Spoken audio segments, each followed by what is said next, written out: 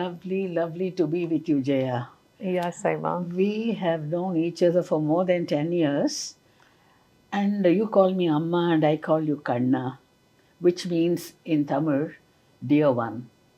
I've always treated you like my daughter. You know, you're blessed with such a daughter. Uh, I know you for 10 years, but before that, I know you come from an army background. And what kind of a teenager were you? I mean, introduce that girl to me. I would like to know. I mean, the likes and dislikes. And I want you to analyze yourself and tell me what kind of a person you were. Amma, first of all, I love you. And Me I'm a too. little teary eyed today because I'm sitting with you for an interview. It's very emotional for me to have my Amma, whom I love and look up to so much, sitting here to talk to me. Can't get better. And you said we know each other for 10 years. I don't think so, Ma. I think I know you for many, many births. This is just another Janma together here with you. And a teenager, I think, like most teenagers, Amma, very much like a very normal, regular girl from an army family, like you'd find children. But yes, always very spiritually connected. I was, if I had time, I would find time to read a book, be in my space, be silent, walk with the flowers, talk with the flowers. But Jaya, this is not what all children do. They just shout, play, and go. And whereas you have been attracted to nature, to Always. solitude, and to reading, and you say spirituality focus to a limelight on you from that side also. This is, I think you have been a special person right from your beginning. That's what my parents say now, Amma, when they see me, that there was something special the way I came. When I was born also, the hospital document read precious child because Mama Papa had lost 3 children before I came. Yes, I know.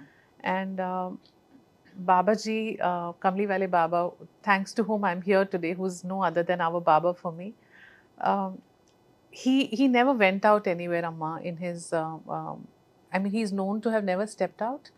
But Papa says one day when he was sitting at home with Mama, I think it was a Sunday or something, and the car, a jeep stopped outside and Babaji stepped out of it. He couldn't see. He used to just wear a blanket on him, which he was holding. And he was brought inside with baskets of fruits and sweets and everything. And they came home to usher my welcome to the world, usher me into the world. How sweet. And Papa says he held me in his arms and told others, do what you want, to leave us alone. And he said for a lot of time he was holding me. I was just a few days old. And today Papa says, I think he was having a conversation with you. He was saying something to you. And he feels it was a Shakti path that Babaji did at that time. Maybe that's why I'm different. I don't know why I'm different. I mean, the path has chosen me. In your first book, Saibaba is Still Alive, you have mentioned one beautiful incident that one day you were very disturbed, you didn't know what to do, you were driving your car aimlessly, and you just stopped in front of a white building and you just went inside and saw him and he took over you. Yes. Before that, you have never seen Baba's idol?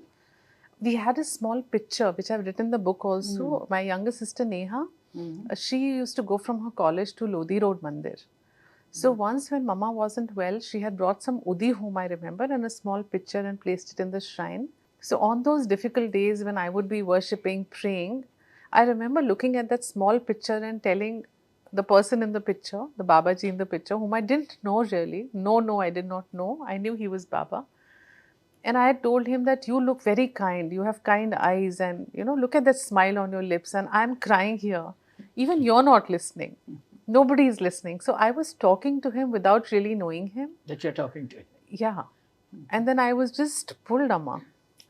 Like a magnet draws you to it, no? And so you would really say that was the turning point? That particular incident, that day, that the day you saw Baba, the way he took over you, was that really a turning point? Amma, there were two main turning points in my life. The first one being when I met Baba, because my life today is just him. So, of course, that moment when I met him, saw him, everything in my life changed. That was a very powerful moment for me.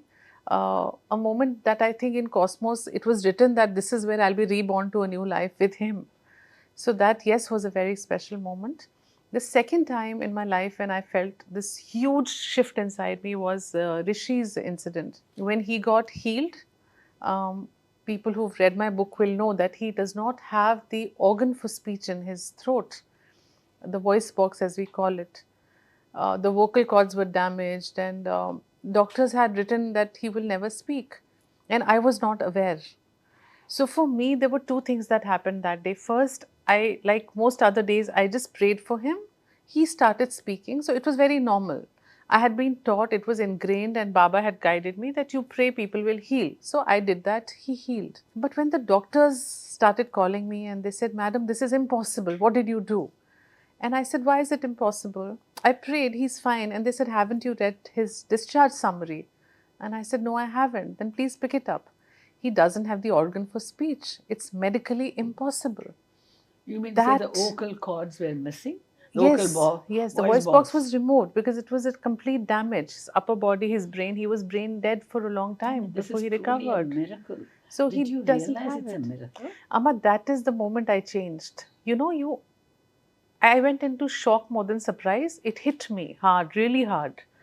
I think for days I went into silence, and it took me some time to understand what had happened. And then I understood, oh my God, we say things are impossible and we are human and we are weak, meek, we've come to go through this life journey. Whereas the Bhagavad Gita, which I used to very fondly read even then, I used to go with my father and attend a lot of discourses on the Vedas and Upanishads as a young girl. And in a whole crowd of elderly people, I used to be the only young girl making notes there, I remember. The only one in the whole crowd. And even then, when I used to listen to the Upanishads and the Gita, it always said, you are God. In my early years, I thought it was a mistake. They're trying to say, you have God inside you. How can it be I am God? But then I understood that God is no different from me. We are the cosmos, we are everything that is. Tattvamasi, everything is in here. That realization was Rishi for me. That if a person, a child who does not have the organ for speech is speaking, and all I did was pray with faith, it means anything is possible. So it was a new realization for you Yes, about Amma. you and the power Baba gave through you.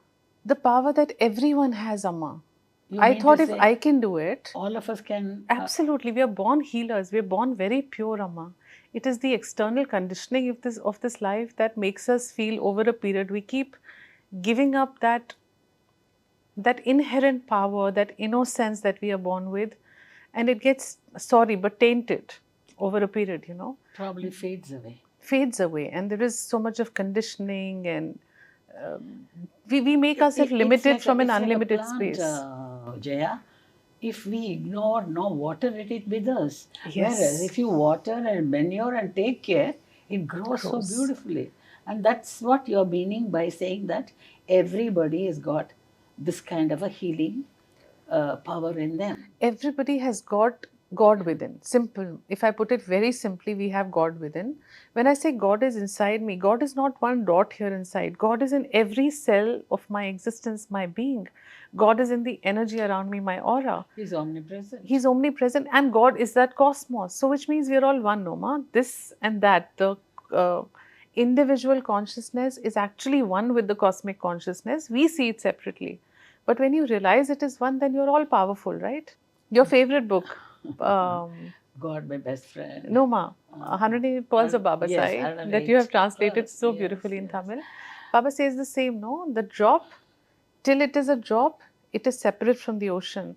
But the moment it merges, it becomes the ocean. Ocean. So that's what we are, Amma. This question leads me to another question. A lot of people have been asking me, they all know that I'm a Baba devotee, and they all know that I'm close to you, and some of them have read the books also. They all say, Jaya Didi, she says she's having conversation with Baba. The messages come to her. How does it happen? Because we are also sincere in our prayer, our devotion to Baba, Shraddha Sabori. We believe in that. But nothing happens to us. Why this? Do we have to do that? Does that mean that our devotion is lacking something, or the practice is lacking something, or what is this? Amma, two things I'd like to say. One, I'm surely very blessed. I cannot deny that. I cannot say, oh, because I didn't really have to work hard for it. I think I connected, I started listening. I think that word listening is very important here, Amma. I meet so many people in life and I realize they don't listen. Everyone wants to say something. They are hearing what you're saying, but they're not listening to what you're saying. And when we are little children, we are like sponges, Amma. We are absorbing, we're listening. I started listening very early and I never stopped listening, I think. It just continues. So I can hear that voice here and I can hear it anywhere. I mean, I don't have to talk to Baba here. I could just be sitting by the ocean, looking at the waves and ask a question, the answer comes. You've heard me talk, Amma. In my talks, the messages, I cannot be producing those kind of messages. I couldn't have written the Panchamritam. It just comes. It just flows. I have always told my readers that observation is very important and you live every moment. Yes. What's happening around you, because everything teaches you something. Yes. And a lot of us think we know everything, but knowing is different from understanding. Yes. Most of us know many things, but how many of us sit Understand. to assimilate it, internalize it, understand it, and practice? Yes, Amma. I think that is what you're mentioning, saying by saying that commitment and listening, and that's very important. The other day, I mean, you were talking to Revati also. I was listening to it. She says she doesn't have a guru, and you very rightly said you have to go search, no, and The if earnestness. you are hungry, you go for food. If you are not hungry at all, Absolutely. you don't feel like eating at all. So this search, this longing, this should be there. And this came to you naturally, or you cultivated it, or whatever came naturally, you cultivated along with it. Amma, as a child, I was conscious. very attached. We used to worship Vaishno Mata very much. We were very, very, the Devi presence was very much in our house. Krishna, I think I fell in love when I was a very tiny girl. I would dress him up and I would. Little Meera. Yeah, I used to tell him that forget everybody else. You only have one and you have to look at me. Just leave everybody aside. So I grew up like that, talking to Krishna and everything. And then, of course, Baba came into my life. But I mean, how do you converse with him? And what makes others not able to do it? Amma, when children are very little, they actually form the entire language in those formative years. They learn hundreds and thousands of words when they're little. So at that time, the mind is very adaptive, very we're absorbing everything that is coming to us. So I think I started listening at that time to the messages I was getting from the cosmos, from Ma, from Krishna. As I grew up, I could hear the same messages coming from Baba. I never blocked myself as I grew. Most of us start, like I say, Ma, we are born as infinite beings and then we make ourselves limited. Whereas the journey of life is to become infinite, merge back into the infinite. But we do the contrary. We are born Sadly, infinite. Many of us don't realize that we Yes. are infinite. Yes. They think we are limited mortals. Yes. That's when the problem comes. That's where the guru comes and tells you, listen, no, you have all that you need, all that you want, just feel it inside you. So I think the conversations I have, what I have been listening has all come thanks to grace. I connected, I listened, and I still listen. So being receptive and listening and ready to receive, all these things matters a lot. Yes, Amma, and like you said, can everybody listen to Baba? I'm sure Baba is willing to talk. I'm sure he's not, and he's God, he's Guru, he's Ma, he's Baba. He's not partial. He can't say, I will talk to Jaya. She's special and I will not talk to her because she's not special. He loves all of us equally. That's what many people think, no? They think you are special, No, and Ma. they're not. It's just that God is, discriminating. No, Ma. It's just that earnestness that you spoke about, that madness that I feel for him, that earnestness to know more, that inquisitiveness to learn more from him, to be able to share with everybody he wants. So I listen more carefully, and I think very important, Amma, in this life, silence is a virtue that is very less practiced today. The more we are in silence, the more we are in sync with the cosmic energies, the more easily we can listen to him. But most of us are never silent today, Amma.